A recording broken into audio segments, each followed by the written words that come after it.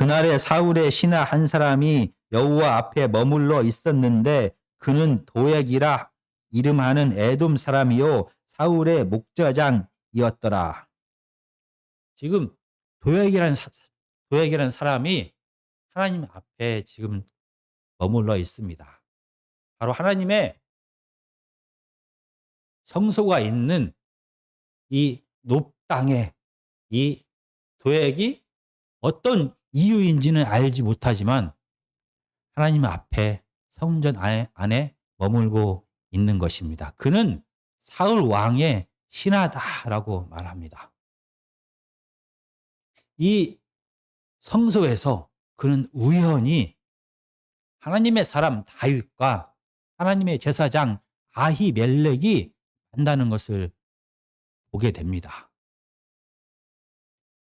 다윗은 사울 왕을 피하여 도망다니다 지치고 배고프고 두려움 가운데 성소로 들어가게 됩니다.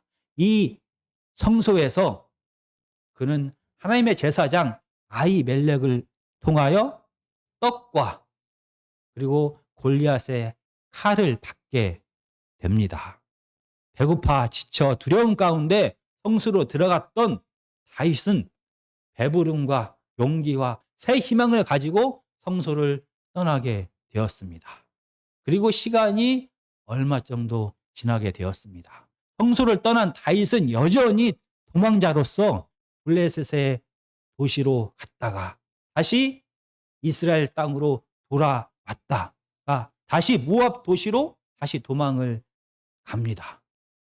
그리고 오늘 본문인 22장에서는 다시 이스라엘 땅으로 하나님의 뜻에 순종하여 돌아오게 되었습니다. 이 사울 왕은 다윗이 다시 이스라엘 땅으로 돌아왔다라는 소식을 듣게 됩니다. 그러자 모든 신하들을 다 부르게 됩니다. 22장 6절에서 8절까지입니다. 사무엘상 22장 6절에서 8절까지입니다. 사울이 다윗과 그와 함께 있는 사람들이 나타났다 함을 들으니라. 그때 사울이 기브와 높은 곳에서 손에 단창을 들고 에셀 나무 아래에 앉았고 모든 신하들은 그의 곁에 섰더니 사울이 곁에 선 신하들에게 이르되 너희 베냐민 사람들아 들으라. 이새의 아들이 너희에게 각기 밭과 포도원을 주며 너희를 천부장 백부장으로 삼겠느냐? 너희가 다 공모하여 나를 대적하며 내 아들이 이새의 아들과 맹약하였으되 내게 고발하는 자가 하나도 없고 나를 위하여 슬퍼하거나 내 아들이 내 신하를 선동하여 오늘이라도 매복하였다가 나를 치려 하는 것을 내게 알리는 자가 하나도 없도다 하니. 지금 사울 왕은 신하들을 다 모아놓고 책망을 합니다. 신하들이 사울 왕의 아들 요나단처럼 다윗의 편에 섰다라고 말합니다. 그래서 자기를 죽이려고 지금 계획을 세우고 있다라고 말하면서 신하들을 꾸중하는 것입니다. 물론 사울 왕의 아들인 요나단이 사울 왕 앞에서 다윗이 얼마나 사울 왕에게 충성했는지를 변호했습니다. 그렇지만 이 요나단 왕자가 다윗 편에 서서 아버지를 죽이려고 계획을 세운 일이 없습니다. 사울 왕의 신하들도 지금 적극적으로 다윗을 잡아 죽이려고 하고 있지 않습니다. 그렇지만 이 신하들이 절대 권력을 가진 왕이 두려워서 아무도 다윗 편에 서서 왕을 죽이려는 계획을 세우고 있지 않습니다. 그런데도 지금 사울 왕은 두려워 떨고 있는 것입니다. 왜냐하면 점점 다윗의 편에 선 자들이 많아지고 있기 때문입니다. 사무엘상 22장 바로 뒤에 있습니다. 1절과 2절에 보면은 그러므로 다윗이 그곳을 떠나 아둘람 굴로 도망하매 그의 형제와 아버지의 온 집이 듣고 그리로 내려가서 그에게 이르렀고 환난 당한 모든 자와 빚진 모든 자와 마음이 원통한 자가 다 그에게로 모였고 그는 그들의 우두머리가 되었는데 그와 함께한 자가 400명 가량이었더라. 지금 다윗은 도망자 신세입니다. 그럼에도 불구하고 그의 가족들이 다윗과 함께 했습니다. 그리고 사울 왕의 통치를 견디지 못하고 사울 왕의 통치 속에서 고통과 배고픔과 빚짐을 당한 많은 사람들이 다윗에게 모여들었습니다. 400명 가량이다라고 말합니다. 이 숫자는 남자들만을 계수한 숫자입니다. 점점 다윗의 편에 선 사람들이 많아지게 되자 사울 왕은 너무나 두려웠습니다. 그래서 다윗에 대한 시기심과 분노와 두려움 가운데 떨면서 온 이스라엘 신하들을 모아서 다윗 편에 서서 자기를 죽이려 한다라고 책망하고 있는 것입니다. 이렇게 사울 왕이 시기와 두려움 가운데 사로잡혔을 때가 바로 기회입니다. 바로 도액은 이 기회를 놓치지 않았습니다. 이 도액은 에돔 사람이다라고 말합니다. 이스라엘 사람이 아닙니다. 그런데 그는 바로 사울 왕의 목자장이었다라고 성경은 말합니다. 사울 왕의 모든 가축과 짐승들을 다 관리하는 사람이 목자장입니다. 이방인임에도 불구하고 그는 그 위치까지 오르게 되었습니다. 단순하게 짐승만을 관리하는 그 직책이 아닙니다. 분명 이 도액은 사울 왕에게 충성하였을 것입니다. 그래서 사울 왕의 마음에 들기 위하여 그는 자기가 할 수 있는 모든 것을 다 했을 것입니다. 그리고 오늘 또 한 번 그는 기회를 잡게 되었습니다. 우연히 노베 성소에서 다윗과 제사장 아히멜렉이 함께 있는 것을 그는 보고 들었습니다. 그는 모든 신하들이 사울 왕 앞에 고개를 숙이고 있을 때 거만하게 일어나서 가장 가까이 사울 왕에게 다가갔습니다. 그리고 이렇게 말을 하기 시작합니다. 22장 9절과 10절입니다. 그때 에돔 사람 도액이 사울의 신하 중에서 섰더니 대답하여 이르되 이새의 아들이 노베 와서 아히두베 아들 아히멜렉에게 이른 것을 내가 보았는데 아히멜렉이 그를 위하여 여호와께 묻고 그에게 음식도 주고 블레셋 사람 골리앗의 칼도 주더이다. 이 에돔 사람 도액은 참 눈치가 빠른 사람입니다. 어떻게 해야 살아남는지를 잘 아는 사람이었습니다. 그는 사울 왕이 다윗을 엄청 싫어하는 것을 알았고 그래서 다윗을 무시하고 싶어 합니다. 그래서 다윗의 이름조차 부르지 않고 이새의 아들 이렇게 부릅니다.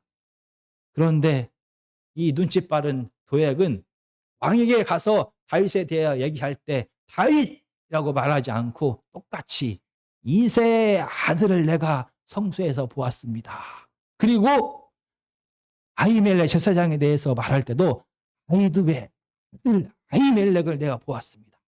근데 이 제사장 아히두베 아들이 다윗에게 이새의 아들에게 먹을 것과 무기와 심지어 그를 위하여 하나님께 기도하는 것을 내가 들었습니다. 라고 고발을 하는 것입니다. 사울 왕은 화가 났습니다. 그리고 이렇게 신하들에게 명령을 합니다. 22장 11절에서 13절까지입니다.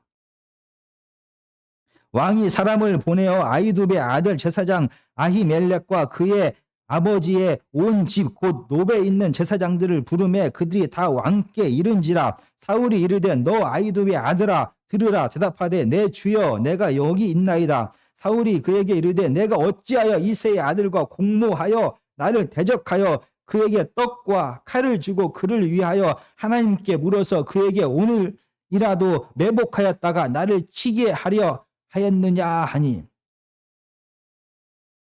사울 왕이 머물고 있는 곳에서 겨우 4km밖에 떨어져 있지 않은 노베 사람을 보냅니다.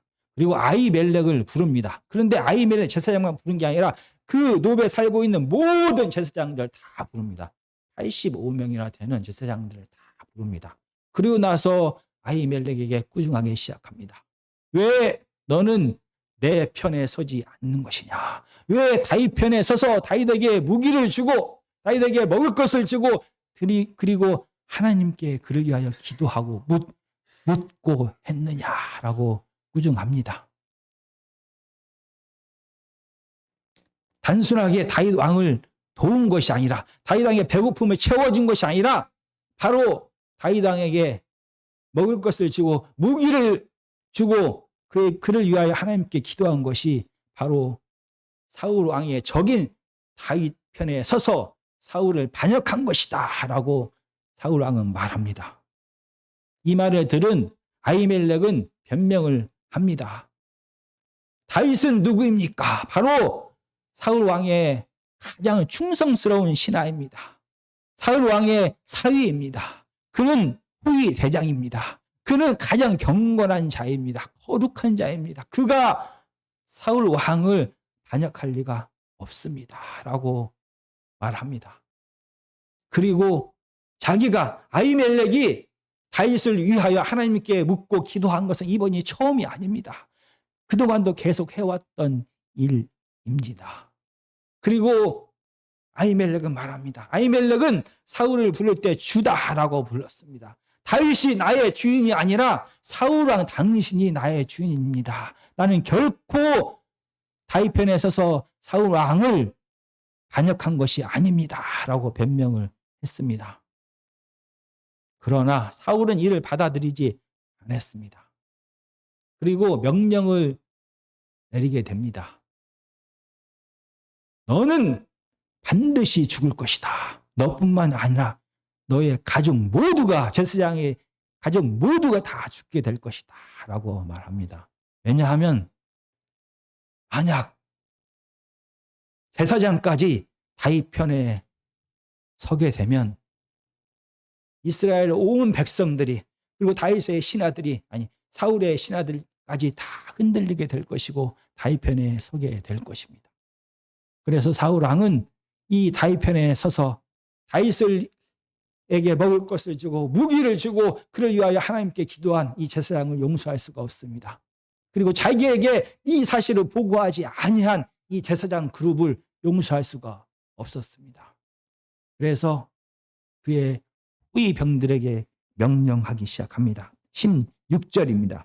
왕이 이르되 아히멜렉아 내가 반드시 죽을 것이요 너와 내 아비의 온 집도 그러하리라 하고 왕이 좌우에 후위 병에게 이르되 돌아가서 여호와의 제사장들을 죽이라. 그들도 다윗과 협력하였고 또 그들이 다윗이 도망한 것을 알고도 내게 알리지 아니하였음이라 하나 왕의 신하들이 손을 들어 여호와의 제사장을 죽이기를 싫어한지라. 이 절대 권력 사울 왕이 자기의 후위 병들에게 제사장들을 모두 다 죽이라 하라고 명령합니다. 그런데 아무리 사울 왕이 두려워도 이 후위 병들이 움직이지를 않는 것입니다. 왜냐하면 이 후위 병들은 다윗에 대해 잘 알고 있었습니다.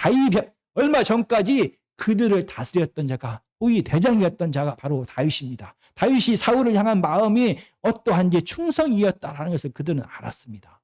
그래서 움직일 수가 없었습니다. 거기에 더해서 아무리 절대 권력을 가지고 있는 사울 왕이 무섭다 할지라도 하나님의 제사장을 죽이는 것은 하나님과 대적하는 것입니다.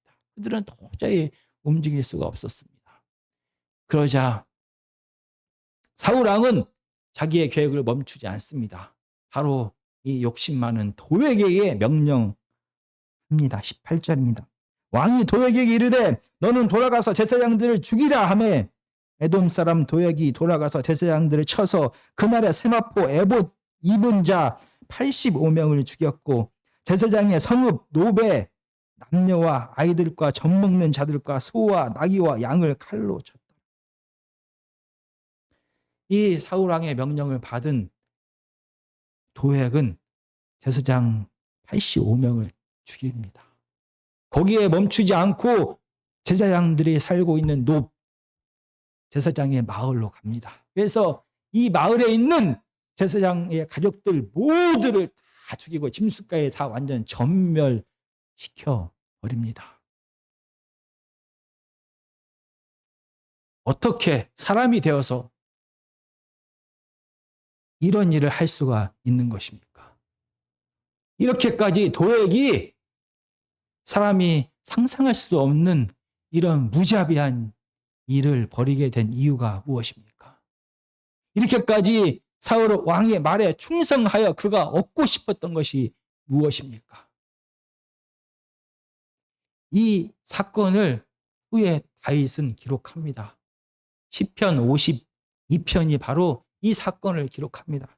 시편 52편 7절에 다윗은 이 도액에 대하여 이렇게 말합니다.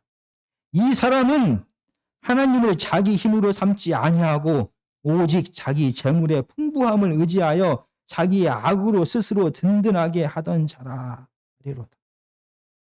이 도액이 그토록 원했던 것은 재물이었습니다. 이 도액은 이방인입니다. 아마 사울 왕이 사무엘상 14장에 보면은 여러 나라를 쳐서 승리했다라는 기록을 사무엘상 14장 47절에 합니다. 이렇게 말합니다. 사울이 이스라엘 왕위에 오른 후에 사방에 있는 모든 대적 곧 모압과 암몬 자손과 에돔과 소바의 왕들과 블레셋 사람들을 쳤는데 향하는 곳마다 이겼고, 아마 사울 왕이 에돔을 쳐서 승리했습니다. 그래서 아마 그때 포로로 끌고 왔던 자가 아마 도액이었을 것입니다. 그는 이방 사람입니다. 그런데 그는 포로입니다. 그가 이스라엘 땅에서 살아남는 방법이 하나 있습니다. 바로 왕에게 충성하는 것입니다. 당시에는 왕과 신하들은 언약 관계를 맺게 됩니다. 군신 관계를 맺게 됩니다. 왕에게 충성하는 자에게 왕은 반대급부로 그에게 재물을 주고 권력을 주게 됩니다. 이 도액은 이방 땅에서 많은 재물과 많은 높은 권력을 갖기를 원했습니다. 이 권력과 재물은 그에게 풍요와 평안함을 주게 됩니다. 비록 그가 이방인이지만 그는 권력과 재물을 갖게 되면 이방 땅에서 안정하며 안정을 누리며 풍요를 누리면서 살 수가 있는 것입니다. 그래서 그는 자기가 할 수 있는 최선을 다해서 사울 왕에게 충성했습니다. 그래서 지금의 목자장이라는 위치까지 오르게 되어서 권력과 풍요로움을 누리면서 살고 있습니다. 그는 자기가 누리고 있는 이 풍요와 이 안정을 결코 빼앗기고 싶지 않습니다. 더 많은 재물을 얻기를 원하고 더 높이 올라가기를 원했습니다. 그래서 사람이 할 수 없는 이 무자비한 일에 순종합니다. 사울 왕이 말하는 모든 것은 100% 다 받아들여 충성하게 됩니다. 그래서 그는 재물을 얻어 그 땅에서 풍요와 안정을 누리며 살고 싶었던 것입니다.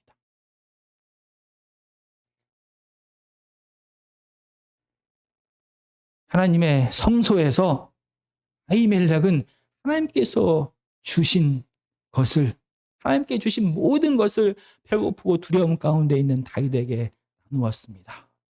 그 결과 다윗의 삶이 생명으로 회복으로 변화가 되었습니다. 이 도액은 하나님의 거룩한 성소에서 얻은 모든 것을 자기 자신을 위하여, 자기의 이익을 위하여 사용하게 됩니다. 성소에서 얻은 모든 것을 자기 하나님의 뜻대로 사용하지 아니하고 자기의 이익을 위하여 사용하게 됩니다. 그 결과 이 도액이 머무는 곳에는 죽음이 가득했습니다. 아픔이 가득했습니다. 다른 사람들의 아픔과 죽음을 밟고 일어서면서라도 이 도액은 자기 자신이 풍요롭고 안정되기를 원했던 것입니다. 도액은 이방인입니다. 그래서 어쩌면 그는 하나님이 어떤 분인지를 잘 몰랐을 수도 있습니다. 그래서 하나님을 버리고 눈에 보이는 왕이 자기에게 모든 재물과 모든 권력을 주는 거다라고 그는 분명히 믿었을 것입니다. 그래서 하나님의 제사장들 다 죽여서라도 왕의 마음에 들어서 왕으로부터 생명을 공급받고 싶었을 것입니다. 그런데 사울은 다릅니다. 사울은 이스라엘의 왕입니다. 하나님께서 그를 택하여 그로 하여금 이스라엘의 왕이 되게 했습니다. 그에게 모든 권력과 부유함을 다 주었습니다. 그에게 맡기셨습니다. 그런데 어떻게 사울은 감히 하나님의 제사장들을 다 죽이라라는 명령을 할 수가 있는 것입니까? 하나님의 제사장들을 다 죽여서 사울 왕이 얻고 싶었던 것이 무엇입니까? 그가 지키고 싶었던 것이 무엇입니까? 사울 왕 역시 이 땅에서의 풍요와 안정을 원했습니다. 자기에게 주어진 이 왕권이, 자기에게 영원히 풍요로움과 안정을 줄 것만 같았습니다. 그런데 하나님께서는 자기를 패하시고 저 다윗을 왕 위에 세우시겠다라고 말합니다. 사울 왕은 이 하나님의 명령에 순종할 수가 없습니다. 자기의 왕권을 포기할 수가 없습니다. 자기가 지금까지 누리고 있는 이 모든 것을, 이 평안과 부유함과 이 안정함을 결코 포기할 수가 없습니다. 그가 얼마나 이 왕권에 집착했는지를 오늘 본문 사무엘상 22장은 상징적으로 보여줍니다. 22장 6절을 제가 다시 한번 읽어보겠습니다. 사울이 다윗과 그와 함께 있는 사람들이 나타났다 함을 들으니라. 그때 사울이 기브와 높은 곳에서 손에 단창을 들고 에셀나무 아래에 앉았고 모든 신하들은 그의 곁에 섰더니. 사울 왕이 에셀나무에 앉았다라고 말합니다. 이 에셀나무는 당시 배경 속에서 어떤 특별한 상징적인 의미를 가지고 있는 나무입니다. 에셀나무는 이스라엘에 있는 모든 나무들 가운데 가장 규모가 큰 나무입니다. 이 에셀나무는 심지어 건조한 사막에서조차 살아남습니다. 사막에서 물기를 흡수해야만 이 나무는 살아남습니다. 그래서 에셀나무는 땅속으로 30m에서 100m까지 뿌리를 깊이 내립니다. 그래서 물기를 받아들여서 그는 사막에서조차 생존하는 나무입니다. 그래서 이 어마어마하게 큰 에셀나무가 많은 사람들에게 그늘이 되어 줍니다. 그래서 구약에서는 이스라엘 백성들은 에셀나무가 영원한 생명, 끈질긴 생명력을 뜻합니다. 그래서 거룩한 나무다라고 그들은 이해하고 있습니다. 바로 사울은 끈질긴 생명력으로 살아남는 에셀나무처럼 하나님이 아무리 다윗을 세웠다 할지라도 그는 끈질기게 살아남기를 원합니다. 이 생명력을 포기할 수가 없습니다. 이 왕권을 포기할 수가 없습니다. 이 왕권이 자기에게 주는 이 풍요로움과 안정을 결코 포기할 수가 없는 것입니다. 이 왕의 권력이 자기에게 주는 이 평안함과 풍요로움은 영원할 것만 같았습니다. 이 영원한 생명을 그는 결코 포기할 마음이 없었습니다. 그러면 어떻게 이 하나님께서 아니다 라고 말하는, 그만 내려오라 라고 말하는 이 왕권을 어떻게 이어갈 수가 있는 것입니까? 이 왕위를 어떻게 다윗에게 빼앗기지 않을 수가 있는 것입니까? 그는 당시 이방 나라의 왕들이 택했던 그 방법을 택하게 됩니다. 좀 전에 설명했던 것처럼 바로 임금과 왕과 신하들과의 언약 관계, 군신 관계를 이용하게 됩니다. 22장 7절은 이렇게 말합니다. 사울의 곁에 선 신하들에게 이르되 너희 베냐민 사람들아 들으라. 이새의 아들이 너희에게 각기 밭과 포도원을 주며 너희를 천부장 백부장을 삼겠느냐. 이 고대 근동에서 군신 관계는 주고받는 것이 있습니다. 신하들은 왕께 100% 충성해야 됩니다. 왕의 편에 서야만 됩니다. 그러면 왕은 신하들에게 재물과 권력을 나누어 주게 됩니다. 지금 사울 왕은 이스라엘의 신하들에게 이렇게 말하는 것입니다. 다윗이 너희에게 도망자 다윗이 너희에게 재물과 권력을 줄 것 같으냐? 너희가 지금 누리고 있는 이 권력과 이 재물을 계속 유지하고 싶으면 나에게 충성해야 된다. 라고 그는 신하들을 겁주고 있는 것입니다. 신하들이 왕을 통하여 생명을 공급받게 됩니다. 왕을 통하여 물질을 얻게 되고 권력을 얻게 됩니다. 이 물질과 권력이 그들에게 이 땅에서의 풍요로움과 안정을 공급해 주기 때문입니다. 그래서 사울 왕은 이방의 나라들처럼 모든 신하들은 왕에게 순종하고 왕의 말에 충성해야만 된다. 그런데 여기에 이방 나라들은 제사장들도 포함이 됩니다. 이방의 제사장들은 심지어 이방의 신들은 이방의 종교들은 다 왕을 위하여 존재합니다. 그들의 성전에서 그들의 제사와 그들의 제사장들은 모두 다 왕께 충성하고 왕의 이 자리를 곤고하게 하는데 그들의 종교가 그들의 신이 그들의 제사장이 그들의 제사가 다 이용되는 것입니다. 그래서 제사장들도 다른 신하들처럼 왕의 편에 서야만 됩니다. 그래서 신전에서 혹시 왕의 적들이 그들의 신에게 기도하면서 거역을 배반을 꿈꾸었다는 것을 듣게 되면 모든 신하들뿐만이 아니라 왕의 제사장들도 이 사실을 왕에게 보고하여야만 하는 것입니다. 왜냐하면 이방의 제사장들도 왕을 통하여 그들에게 생명을 공급받는 것입니다. 재물과 권력과 그들이 누리는 풍요와 안정을 왕을 통하여 받게 됩니다. 이런 관점에서 오늘 본문에 나오는 사울 왕이 모든 제사장들 다 죽이라라고 명령한 것은 사울 왕이 시기 질투 때문에 제정신이 아닌 것이 아닙니다.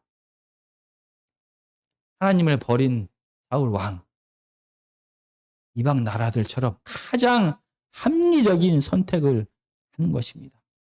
왕에게 충성하지 않는 제사장들은 왕을 반역하는 자입니다. 왕의 적에게 무기를 주고 먹을 것을 주고 그를 위하여 그들의 신에게 기도한 자는 바로 왕을 거역한 자이고 왕을 배반한 자가 되는 것입니다.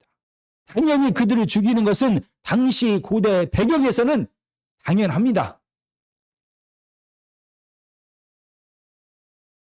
사울 왕은 이방의 왕처럼 이 권력을 누리기 위하여 권력을 빼앗기지 않기 위하여 제사장들까지 다 죽여버렸습니다. 그런데 이스라엘은 이방 나라가 아닙니다. 이스라엘 백성들은 그들의 왕과 언약 관계를 맺는 것이 아니라 하나님과 언약 관계를 맺는 것입니다. 이스라엘 제사장들은 왕을 위하여 존재하는 것이 아니라 하나님을 위하여 존재하고 하나님의 뜻을 왕에게 전하는 자입니다. 하나님 앞에 충성하는 자가 제사장인 것입니다. 하나님의 뜻을 그대로 행하는 자가 이스라엘의 제사장이고 이스라엘의 백성들인 것입니다. 눈으로 보기에는 사울 왕이 이스라엘을 다스리고 있습니다. 그가 그들의 백성에게 제사장에게 풍요와 안정을 주는 것 같습니다. 그러나 이스라엘은 다릅니다. 이스라엘의 왕은 다른 이스라엘 백성들처럼 똑같이 하나님 앞에 순종하는 자가 이스라엘의 왕인 것입니다. 하나님 앞에 순종할 때 이 하나님과의 언약 관계가 유지되어서 하나님께서는 이스라엘 백성들에게 왕을 포함하여 이스라엘 백성들에게 생명과 복을 내려주시는 것입니다. 그럼에도 불구하고 오늘 본문에 나오는 이스라엘의 신하들은 왕의 편에 섰습니다. 물론 그들이 제사장들을 죽이지 아니했지만 하나님의 뜻이 분명히 제사장을 죽이는 것이 아니다라는 것을 알았음에도 불구하고 사울 왕이 두려워서 침묵하였습니다. 그리고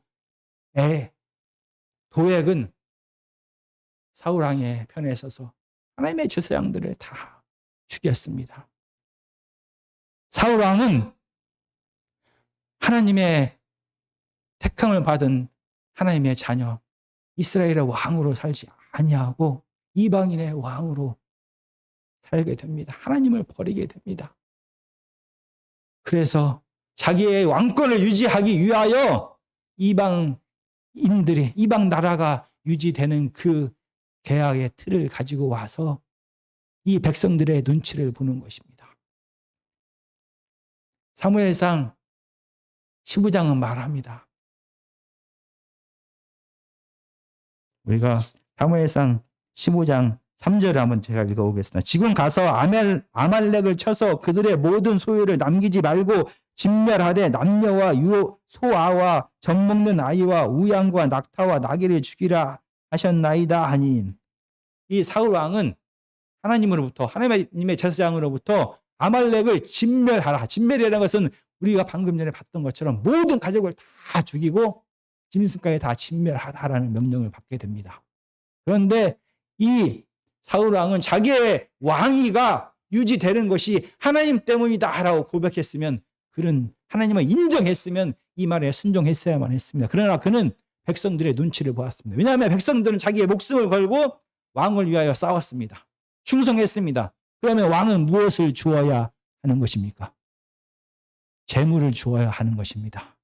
그래서 아말렉에 있는 짐승들을 다 죽일 수가 없었습니다.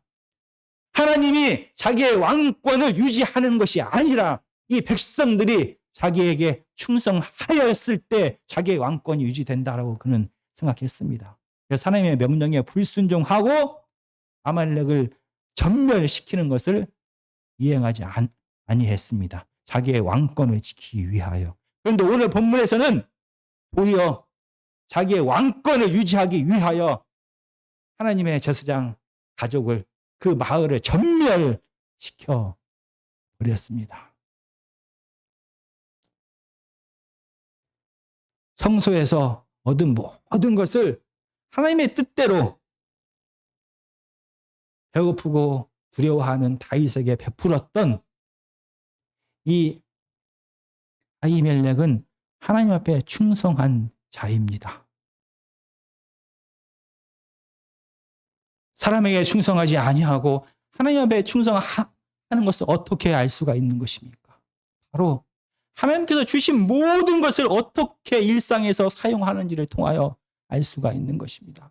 하나님을 왕으로, 하나님을 주인으로 인정하고 순종하는 자는 하나님께 주신 모든 것을, 성수로부터 나오는 모든 것을 하나님의 뜻대로 사용하게 됩니다.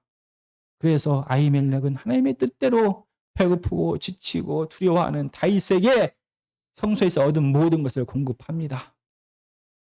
그는 충성된 하나님의 사람입니다. 도액은 성소에서 얻은 모든 것을 자기의 이익을 위하여 사용하게 됩니다. 사울은 하나님께서 그에게 주신 모든 권력을 자기의 왕권을 유지하기 위하여, 자기를 위하여 사용하게 됩니다. 그 결과 도액과 사울이 있는 곳에는 죽음이 가득했습니다. 고통이 가득했습니다. 비명이 가득했습니다. 이렇게 하나님 앞에 불순종하는 자들, 하나님 앞에 순종하지 않는 자들은 하나님과의 언약 관계가 깨어지게 되고 생명과 복에서 멀어지게 되는 것입니다. 그런데 오늘 본문은 이상합니다. 하나님 앞에 충성했던, 하나님께서 주신 모든 것, 하나님께서 성소를 통하여 공급한 모든 것을 하나님의 뜻대로 행했던 아히멜렉은 죽임을 당하게 됩니다. 그리고 하나님께서 주신 모든 것, 성소를 통하여 얻은 모든 것을 자기 이익을 위하여 사용했던 도액과 하나님께서 그에게 주신 모든 권력을 자기의 왕권을 유지하는 데 사용하여 심지어 하나님의 제사장까지 죽여버린 이 사건에서 하나님의 편에 하나님의 충성된 자가 아닌 하나님을 거역한 이 도액과 사울이 승리한 것처럼 보입니다.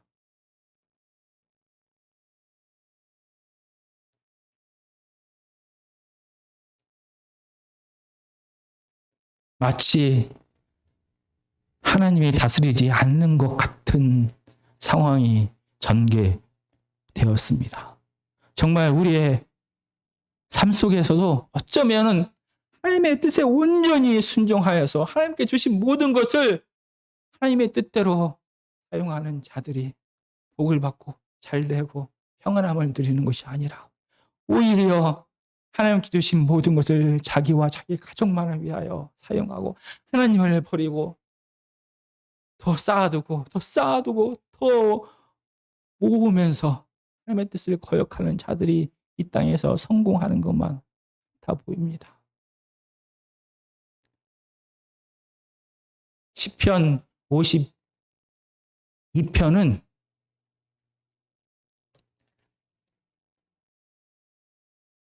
이렇게 말합니다. 포악한 자여, 내가 어찌하여 악한 계획을 스스로 자랑하는가?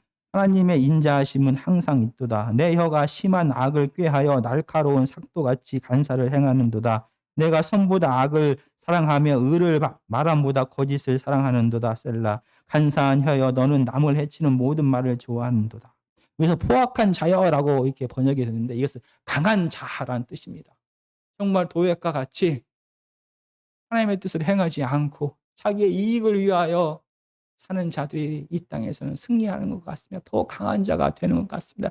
그는 그의 생각과 그의 말과 모든 행동을 통하여 거짓을 말하고 불의를 행하면서 더 강한 자가 되는 것만 같습니다. 도리어 하나님의 뜻을 순종했던 아히멜렉과 그의 가족은 다 죽게 되었습니다. 52장 5절은 이렇게 말합니다. 그런즉 하나님이 영원히 너를 멸하심이여 너를 붙잡아 내 장막에서 뽑아내며 살아있는 땅에서 내 뿌리를 빼시리로다.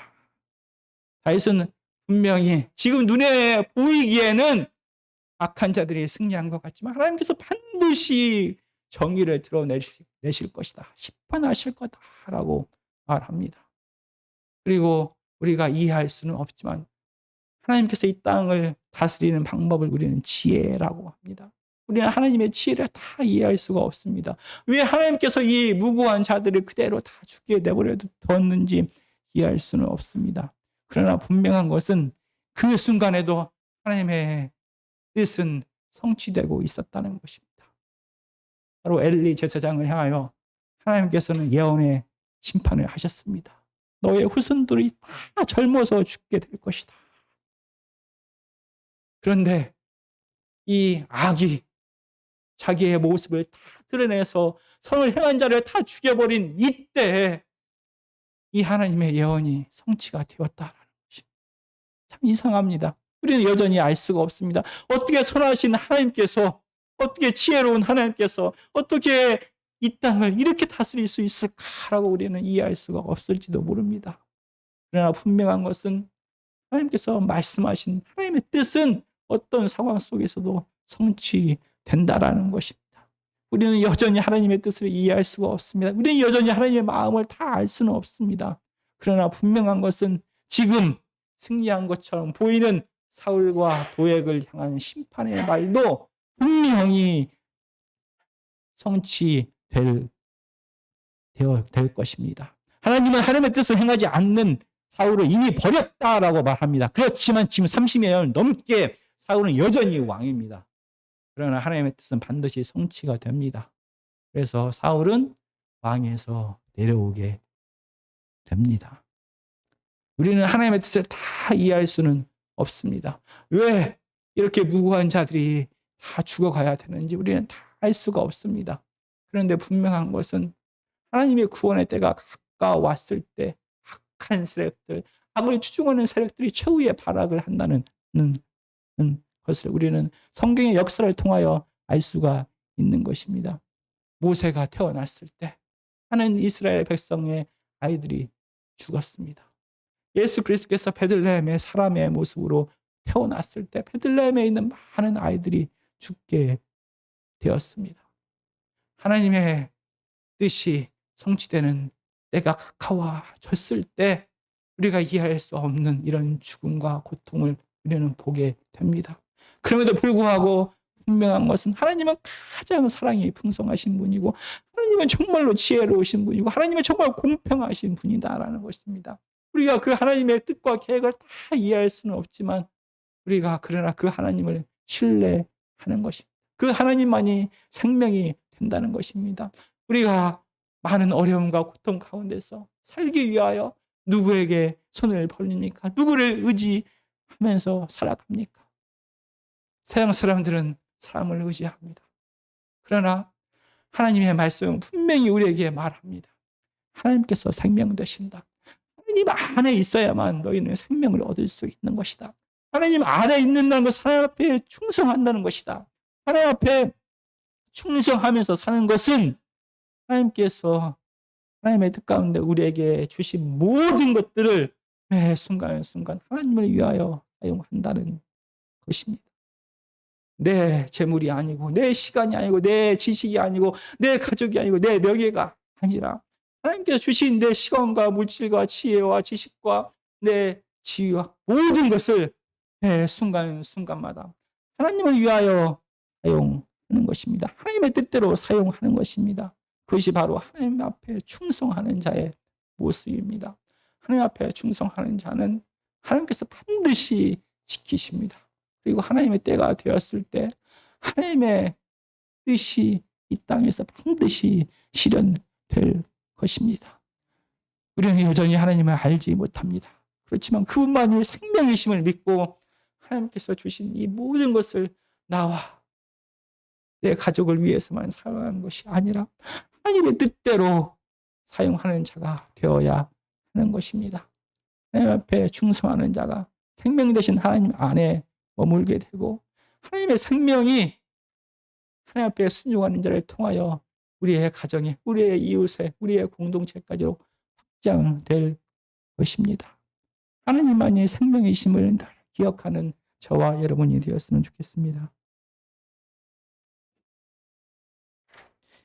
우리